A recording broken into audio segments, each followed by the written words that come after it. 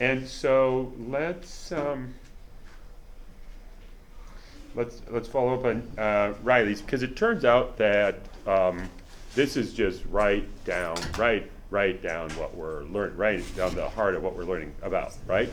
Okay, but it's a little bit hard to understand. Okay, so let's just start out with this cell we're going to modify. It's a certain kind of cell called a T cell, and that means it's a white blood cell. There are many, and there are different kinds of them in our blood right now, and it's a big part of the immune system and the immune response. Okay, and what this thing can do is, the idea is to recognize potentially anything. So, especially foreign molecules, right? That the human or animal has never seen. That's a big part of the immune response. Is there could be a bacteria or a virus never seen before, COVID, never seen it before, So have to be able to make an immune response, and that's what it's trying to do. But then avoid, at the same time, avoid what you probably have heard of, and that's an autoimmune response. And you've probably heard of it because of autoimmune diseases, and that's where the immune system is making a mistake and attacking the person's body. Accidentally, it's a mistake. So see, it's a tricky job, right? It's a tricky job because sometimes the T cells actually recognize a person's own cells that are out of line. So some precancerous cells get killed by the immune system. So it's a really tricky line. So this would be an example where this is just right now in our natural bodies, right? That's what's going on in our natural bodies.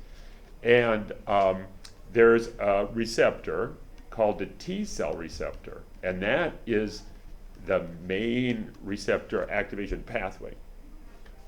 And in this natural response, you need to have some other receptors activated also to make the response as a way of checks and balances. And we know that really well because this is a story of not just amplification, right, of a signal, but this is a big story of this integration. The two big purposes of the signal transduction pathways are to amplify that signal and then to integrate it. And remember, integrate means to provide checks and balances, crosstalk, feedback, and that's what's going on here. And it's a perfect example because you have to be really careful not to screw this up, right? These cells have to be able to be activated by any foreign molecule, but carefully not activated by self. And so this T cell receptor is the main player here in that, okay? All right, and it starts with that. And what the scientists do is they say, and I'll probably start crying about this, right? They say, okay, what we're going to do is we're going to take a patient's cells out and we're going to add some DNA. We're going to add a transgene. So we've talked about that. We're going to build the transgene in the test tube. All right? And what they're going to do is they're going to build a transgene that combines parts of these receptors into one to make a more rowdy receptor and also more dangerous. But this person has cancer, and we have to help them find the cancer cell. So we need to make one that is that can be activated by one receptor, which is dangerous, right? That's not what happens in nature. You need multiple receptors to get activated together to make a convincing response. And they're like, the patient's not getting this done. We need to build a rowdier receptor. Sort of dangerous because it could, accidentally hurt the patient some, right? But it's going to be really rowdy like that, a really rowdy receptor, because they're going to take and put all three of those together. And then Jeremy asks, so what's that about? So the key thing is, these are all proteins, and all proteins have to be synthesized. So every protein has to have a gene. So there's a T cell receptor gene, there's a CDK28 gene, and so forth like that, right? There's the DNA. And so we're going to build a transgene in a test tube. So what's this thing? What are we talking about? We're actually talking about taking parts of 3 or 4 genes. And what parts? And the answer is, parts of the coding regions, right? So we're all over that. The genes are made of 2 parts, the transcription unit and the regulatory region. And if they're coding genes, the transcription unit includes the coding region that codes for the protein. And so what the scientists are going to do in the lab is they're going to take the DNA for these genes, and they're just going to take different parts of them and put them together into one transgene that, it has the same regulatory region. We're not messing with that. We want this to be expressed in a T cell. Those all are, so we can keep the same regulatory region. This is all about the transcription unit, the coding region, and the output. And that's what the CAR is. Chimeric antigen receptor means a receptor that is made of more than one. And he says it's either 3 or 4 of them, like that. And so that's the whole thing, right? And it's just like, oh my God, because the people who first thought of this were probably back in the 1990s almost, and they were, they didn't really have the tools and the knowledge yet, But it wasn't hard for people to be like, we gotta, they were probably really wasted when they were talking about it, because they're just like, we have to just kick the immune system up a notch. And we can do that by helping it integrate the signals. We can have one receptor that has multiple internal parts. So then the next thing is this chimeric antigen receptor.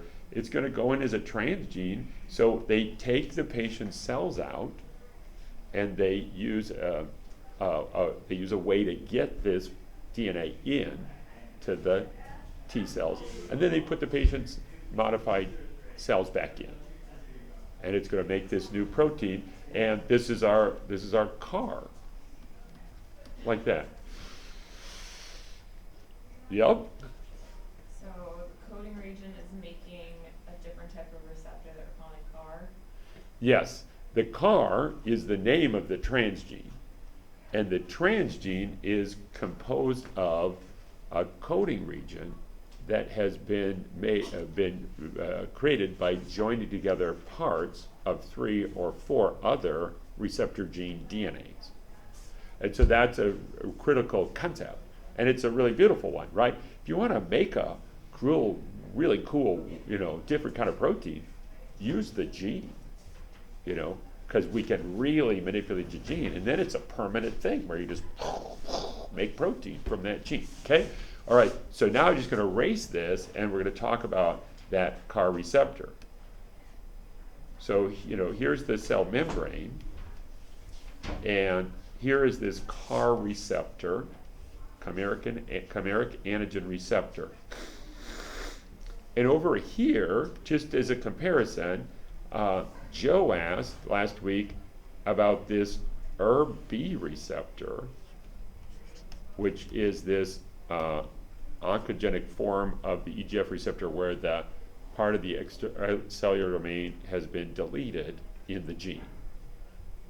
And when we talked about that, in order to explain that, I said, these receptors really have 3 domains.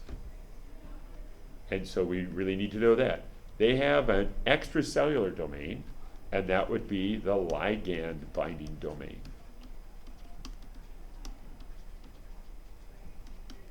And the CAR has an extracellular ligand binding domain. And it's a detail, but it's actually part of an antibody gene, which is a different kind of protein in our body. And this antibody gene makes a protein that actually binds to a ligand-like molecule on the surface of a cancer cell. So we're used to talking about ligands like PDGF that are hormones or paracrine factors floating around. This just happens to be a ligand, they're called antigens in immunology, that's right on the surface of this cancer cell you want to kill. Yep? So I just want to, and I guess I didn't ask correctly, but the ligand that binds to the CAR, is it specific to the type of cancer? Yeah, yeah, and Because each cancer makes a different ligand. so that's a good kind of challenging question. And let's just say, yeah, for now, but we could, like after class, we could add more details to that, Yeah. but yeah, it's like that type of cancer happens to have that protein on its surface, and you'd be like, that's a way we could tag that cancer cell and see it and kill it. Hannah. So you're saying that, like for the ECRB one, that one has the ligand binding domain, but for the CAR it has more of an antigen binding domain? It has a what's the last thing? Antigen binding domain? Yeah, yes, and a ligand is a small molecule floating around, and an antigen is a term from immunology that just means the target molecule. So we could just call it a ligand binding domain or an extracellular domain of this receptor, like that. Let's see, and then Brooklyn had a question, I think. Yeah, so the cancer binds to the ligand binding domain of the CAR, Uh-huh. and Activates that receptor. It's a receptor, and that green thing on the surface of the cancer is going to activate this. So let's just do this too. So here is our transgene DNA. Transgene means a modified gene that we're designing in a test tube, so it's all being done in a test tube. And here's the transcription unit, and part of the coding region is going to be this, the extracellular domain. Then, next thing we talked about when Joe asked that question was the next domain is this transmembrane domain, and it's just because these are transmembrane proteins, they cross the cell membrane. That's the cell membrane, the plasma membrane right there, and this just crosses it. So that's pretty generic, and we could just say that that's also probably the antibodies transmembrane domain, right, like that. So then here's the part that's where there's a lot of information, and that is then we have this intracellular domain. And that's the part of the receptor that's inside the cell. It's facing the cytoplasm, and that's what gets activated. So when the ligand binds or the cancer cell binds, this is the part that gets activated and produces the signal transduction pathway. Okay? So this intracellular domain. And it's here, this is the part where they're like saying, oh, we used a part of one and a part of another and a part of another, like that. So they just use the DNA for 3 different natural receptors and just put them all together in the coding region of this transgene, the CAR. So that's what's going on. Is the big story is, oh my God, you took the intracellular domain for 3 different receptors and just put them all together. Yeah, that's how we integrated this freaking thing, right?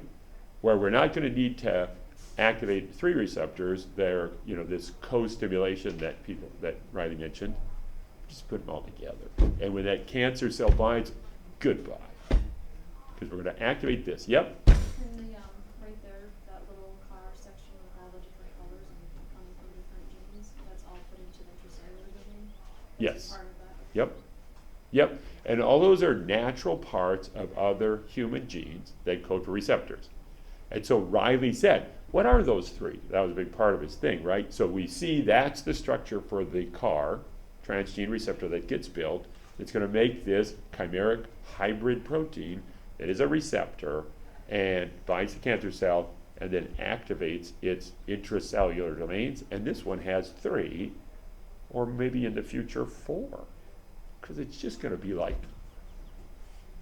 like that, where it's like, oh, there's a spaceship from another planet that's firing on us. And we were like, let's team up and just smoke those guys out of these galaxy. And you're like, yeah, superheroes? Yeah, superhero, right?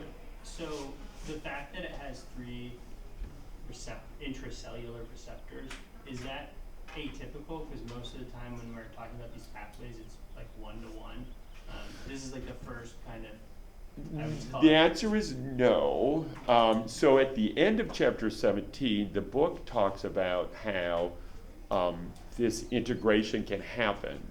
So the last couple pages of chapter 17 talks about how you can activate two receptors and they can have this kind of crosstalk. And it shows like AKT and mTOR and the different pathways we kind of know, and it shows them interacting like that. So plenty of receptors actually on their own naturally can activate multiple pathways. And I mentioned that last time when we were talking about activating this pathway that has this receptor tyrosine kinase activating this protein called PI3 kinase that phosphorylates phosphatidylinositol, Yep. and that leads to the activation of AKT, and that is phosphorylating FOXO. So we saw that pathway on the first day of class. Turns out there are branch points in that pathway. AKT also regulates mTOR. But that receptor doesn't have, those Some receptors- do. Okay. So there are some receptor tyrosine kinases, single ones, that activate both RAS and the PI3 kinase pathway. So it's not unheard of to activate those. The T cell is carefully having these on different receptors to, having like majority rules kind of thing about let's not let one receptor activate this. We need all three, kind of like that attitude going. And so we just put them all together, right? And so then most of what Riley was talking about is he says, well, what are those intercellular domains? What are they activating, Because he wanted to talk about the receptor, that's the receptor, and then the signal transduction pathways. So he talked about that, right? And he did a really good job because he said, you guys are expert in the receptor tyrosine kinase pathways, and none of these are from receptor tyrosine kinase stories. They're especially from two other examples, and I'll just scroll to that so you can see where we were on our list.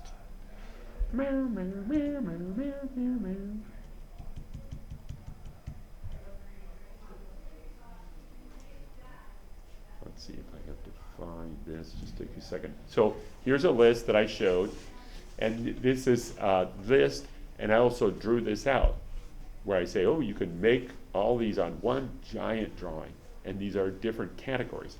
And so what Riley said is, nope, these 3 or 4 domains, none of them were from receptor tyrosine kinases. Where are they from?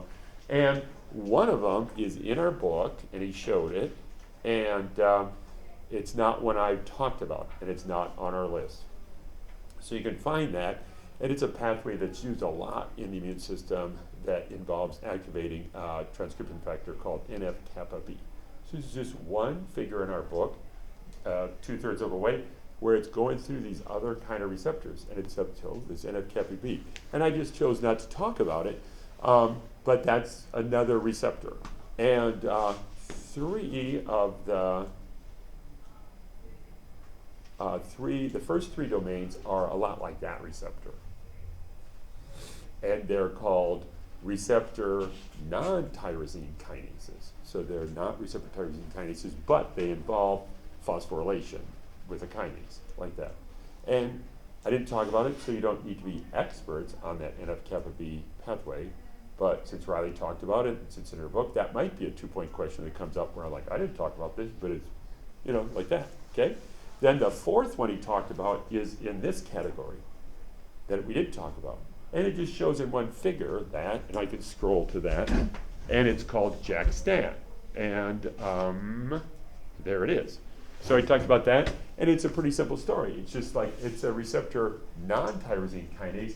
So see, the receptor is blue here, and when it gets activated, it's not a kinase. Instead, when it gets activated, it binds to a kinase called JAK. And JAK phosphorylates STAT, and STAT's a transcription factor. And you're like, sweet, that's one of the simplest receptor pathways we can learn about, right? And we love it because you're like, look what STAT's doing. Now, the phosphorylated form of STAT is an active transcription factor. And so we have this figure of these transcription factors and how they get switched on and off. And we've seen several that get phosphorylated by a kinase, FOXO, ELF. Just before this in the lecture I talked about something called CREB and STAT.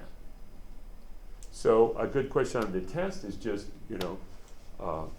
list, for 2 points, list 4 transcription factors that are regulated by phosphorylation, right? You go, oh, FOXO, I know that one. And then ELK, that's the one that's at the end of the RAS pathway, like that. And then these 2 are harder, like that. So that's the kind of questions that could be on the test. And it would just be a very short answer, just list those 4, kind of like that. And, but in other cases, I might say pick one, and describe how it gets regulated, like that. You might say stats, JAK, stat. And you'd be like, poosh, and in your exam. Yes. So Catherine has her hand up. So, and then Ellie, did you have your hand up too? Okay, Catherine, let's just. Just kind of like a quick question about like exam formatting. I know Yep. you don't give a lot of extra credit, but if it was like list 4 of them and we got 2 of them, would we get 1 point? Yeah, Okay. yeah. So for the exam, I give like 2 points or 1 or 0. I really don't break it down to half a point just because that just becomes kind of like hard to parse out. So I really designed the question to look for 2 things and have that in mind. Something I don't think I mentioned before, and I don't think it really matters, but for this course, and the way it's formatted, is just when I'm grading the exam, I just grade 1 question at a time. I just look at everybody's question number 1, and I see how everybody answered it, and that's part of how I base my grading. So I have an idea of the best answer, but also what is the best answer that students are coming up with? Because sometimes, it's a wicked hard question, and only a couple people get it like that, right? But I want to include that as part of my grading, like that. And so I'll see it and I'll be like, okay, those students, that's 2 points, right? And then here's somebody that's not as good, they missed some stuff, so it's 1, or way off, that's 0, like that. Yep, yeah. But it's good to know that I grade a cross question. Why do I do that? Because I really want to see how students answer it, right?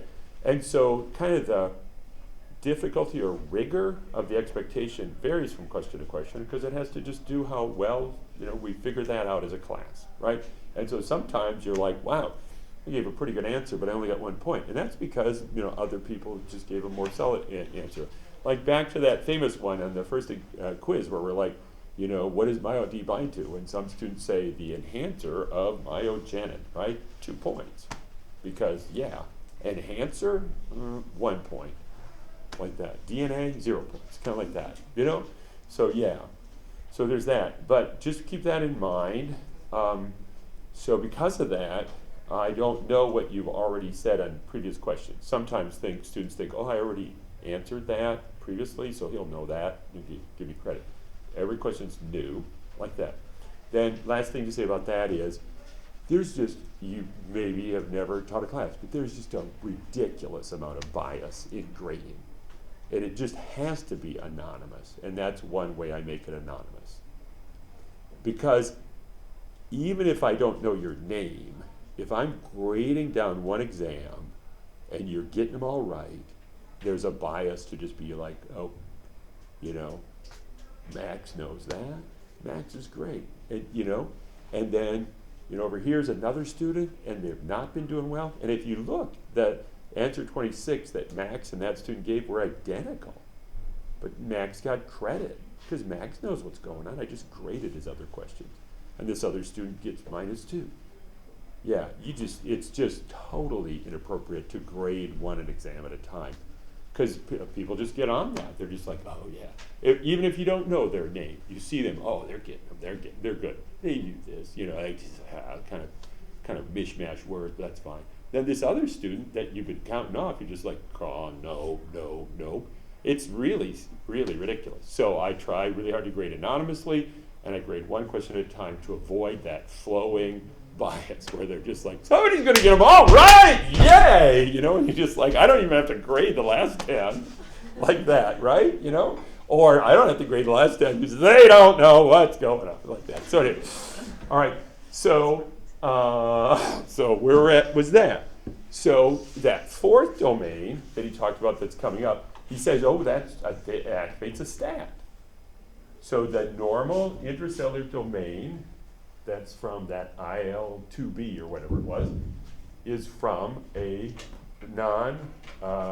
receptor non-tyrosine kinase that binds to JAK, and when activated, activates stats, like that. Yeah, so there are more questions. You just said briefly about like phosphorylation and FOXO and ELK.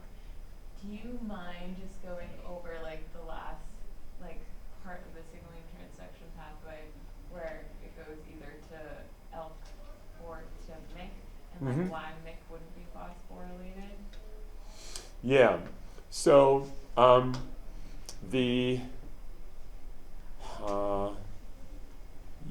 so the key thing for us is that we love the RAS pathway that leads to activation of ELK.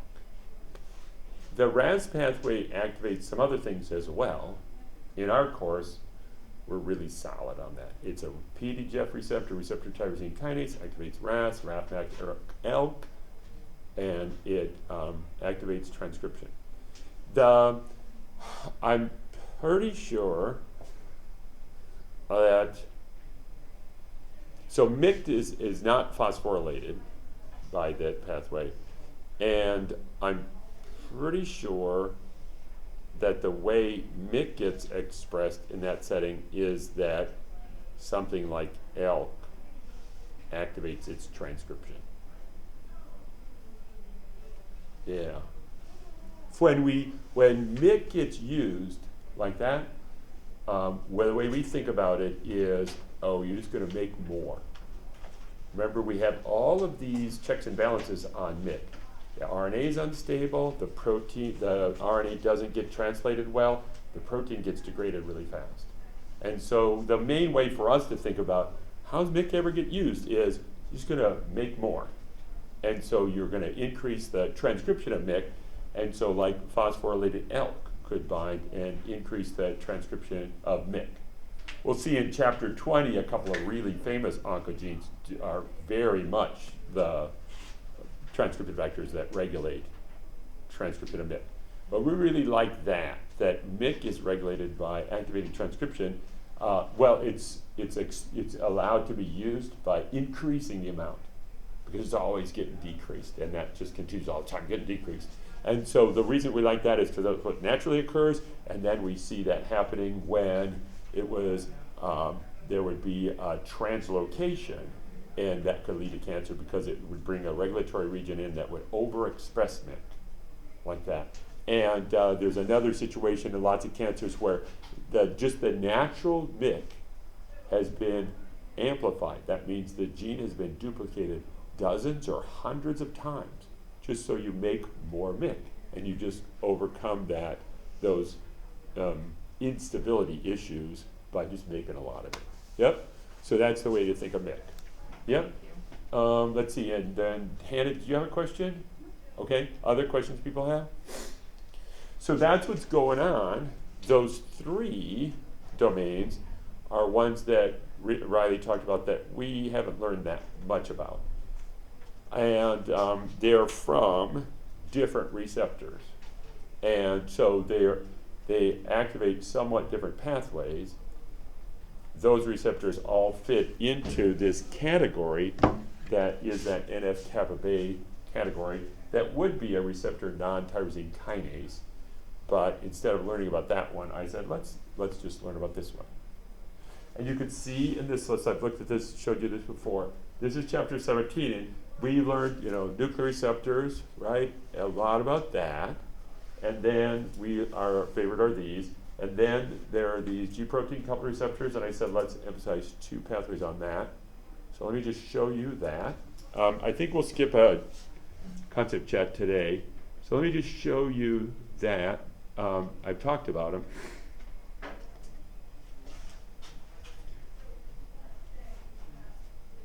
So here's an example.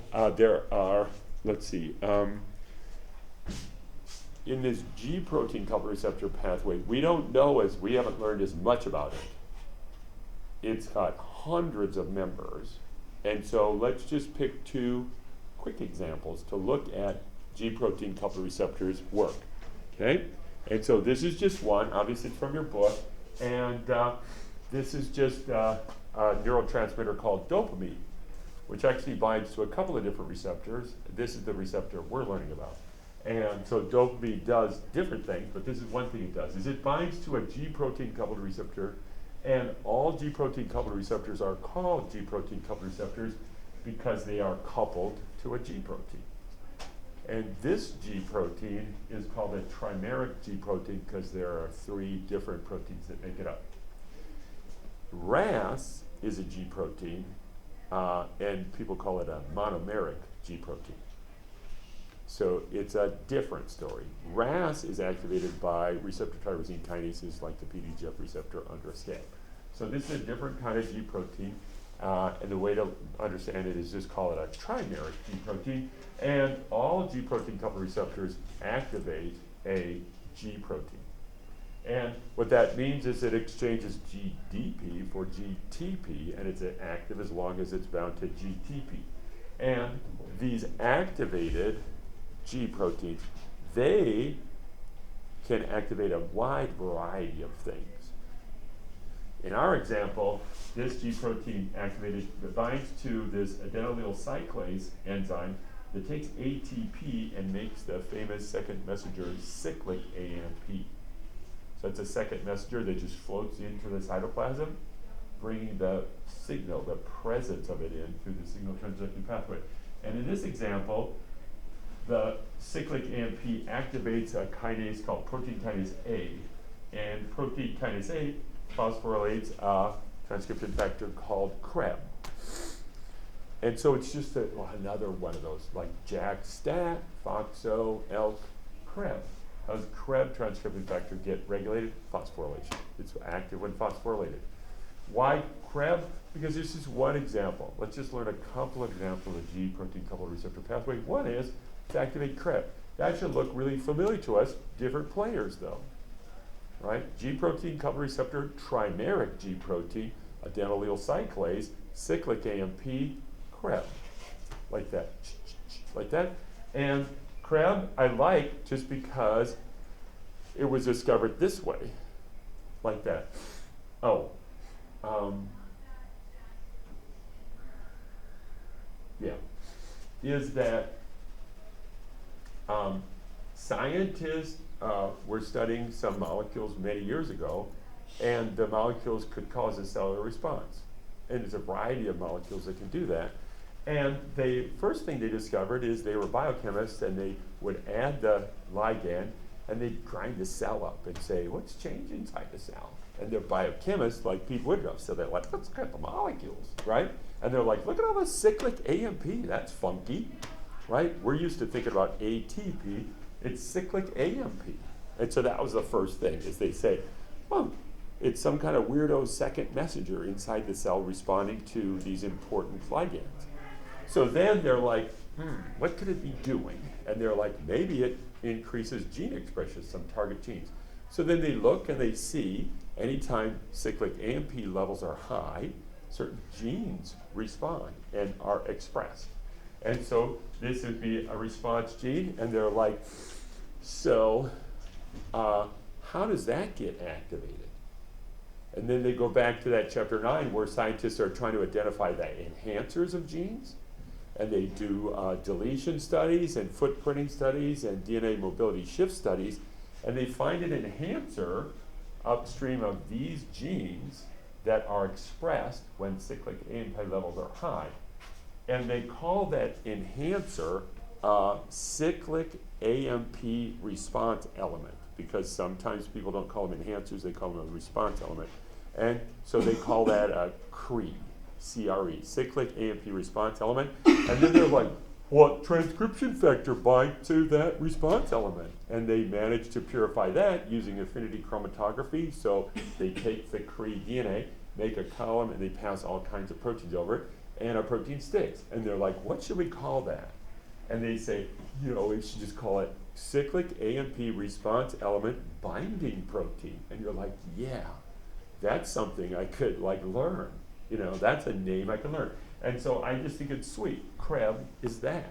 And it just is a nice way of appreciating the history of its discovery, like that. Yep, yeah. So it's just another one, but it is you know, another one that's on a G protein coupled receptor pathway, and it's a really famous one, and it leads to activation of genes and through the activation of Krebs, like that. Yep.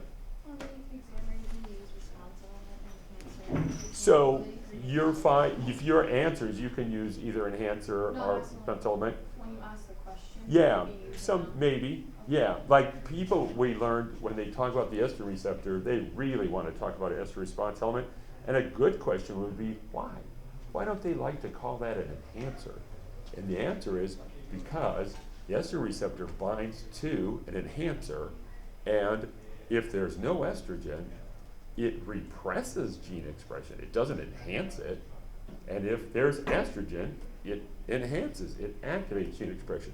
So, yeah, you know, we need to appreciate that. I think it's really good because in all your other classes, professors will just call them enhancers. But in the nuts and bolts of this, these people get really ticked off because they're like, you want to talk about the estrogen receptor enhancer? You don't really know how important it is as a switch from a repressor to an activator. Then you'd have to have multiple names for it anyway, so if you just call it a response element, you can. Yeah, responsible, it's a sweet name. Yeah, yeah. So these people were just, you know, cranking on that response element terminology because they're way inside, you know, way deep inside this, I call it transcription factorology, right? The study of transcription factors, like that. Yeah? Yeah. But again, it might show up as a question like that would be a fair question of like, why do you even want to call it a response element? You know, that would be a good question about the estrogen receptor. Here it's just that terminology and the loose, you know, kind of that flexibility that people use. And so, you know, again, in your answers, you know, you're good. But yeah, we do want to appreciate and understand it's kind of a semantic, you know, kind of fussy thing. But especially in the context of the estrogen receptor, you're like, yeah, and other nuclear receptors, because they'll shut it down in the absence of their ligand, and they'll activate it, and it's the same response element. That's not changing. Yeah.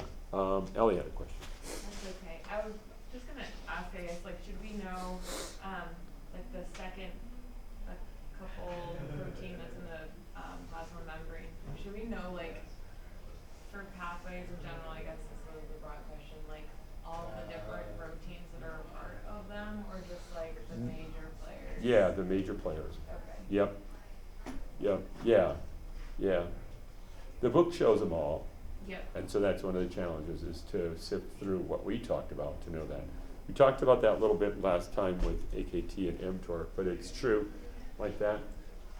Back to the PDGF one, right, that we know the best. PDGF receptor, RAS, really ELK. That RAF, MEK, ERK, not such a big deal. RAS, we know a lot about RAS, right? There should be 7 questions on this exam about RAS, like that. Not just because the author studied it, but it's just, right? So there's this G protein coupled receptor, and then I said, let's just look at another one. It's in your book. One more. The book shows some other ones, but just one more, and it actually is a really similar pathway, but it's the one that epinephrine activates, and I think that's a satisfying one to learn because epinephrine is adrenaline, and when a tiger walks into the room, you're not going to stand around going, hey, I got to phosphorylate crab and get some genes expressed, because that takes minutes. You're going to be like, I need some energy now. And so this is the epinephrine pathway, and it's sweet because there's no transcription factors involved. It's going to activate a metabolic enzyme that's going to free up sugar for your muscles to burn now. Okay? So, yeah, and there it is. See, there's no transcription factor at the bottom of this. So epinephrine, adrenaline, G protein coupled receptor, G protein activates adenylyl cyclase, cyclic AMP, and this kinase, in this case, phosphorylates an enzyme that breaks down glycogen, which is a long polymer of glucose, and it just gives you a sugar rush in your cells right now. You don't even need your blood to to carry glucose to your muscles. Your muscles have the sugar in it right now. It's stored as glycogen, and it just releases it just in a matter of seconds. It's just this enzyme gets activated, and it's like boom, boom, boom, boom, boom, boom, like that. Yep. I think what was confusing for me in this figure was the players, apart from being dopamine versus epinephrine, are exactly the same until you get to the result after the protein kinase A. So if the pathway is stimulated in the same way, how does it know at protein kinase A to either go into nuclear? Yeah, that's a good question, and we haven't really talked about that. So it turns out that there's a cellular context.